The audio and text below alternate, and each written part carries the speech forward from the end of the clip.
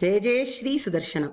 நவராத்திரியின் 3வது நாள் அஷ்டலக்ஷ்மிகளிலே நாம் வழிபட வேண்டிய லக்ஷ்மியானவள் கஜலக்ஷ்மி.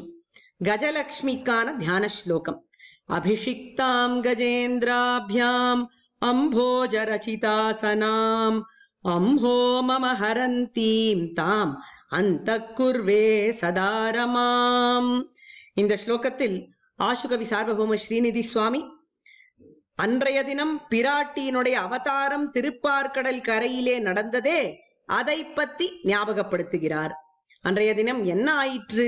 பிராட்டியானவள் திருப்பார்கடலிலிருந்து ஒரு ஆச்சரியமான பொன்மயமான தாமரையிலிருந்து தோன்றினாள். அப்பேற்பட்ட தாமரையோடையே கஜலட்சுமியானவள் சேவை சாதிக்கிறாள். அம்போஜ ரச்சிதாசனாம் என்று கூறுகிறார் சுவாமி. அந்த தாயாருக்கு இந்திரன் ஒரு சிம்ஹாசனத்தை அமைத்தான். அதற்கு மேலே பட்டாபிஷேகத்தை நடத்தினான். யாரெல்லாம் பட்டாபிஷேகம் செய்தார்கள் என்று கேட்டால் திக்கஜங்கள் பிராட்டிக்கு ஆச்சரியமாக திருமஞ்சனம் ஆட்டின.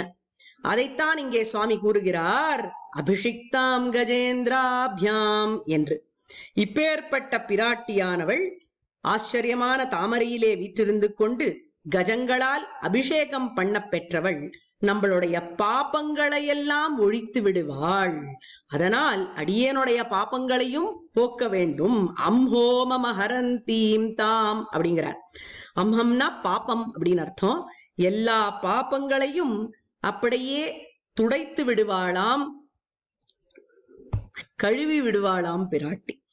அதனால் எப்பொழுதும் இந்த ரமா என்கிற லக்ஷ்மியை அடியனுடைய மனதிலே கொள்வேன் என்கிறார் சுவாமி. அந்தக்குர்வே சதாரமாம் என்கிறார். இது கஜலட்சுமி விஷயமான தியான ஸ்லோகமாச்சு. இப்பொழுது கஜலட்சுமி விஷயமான திருநாமம் என்ன?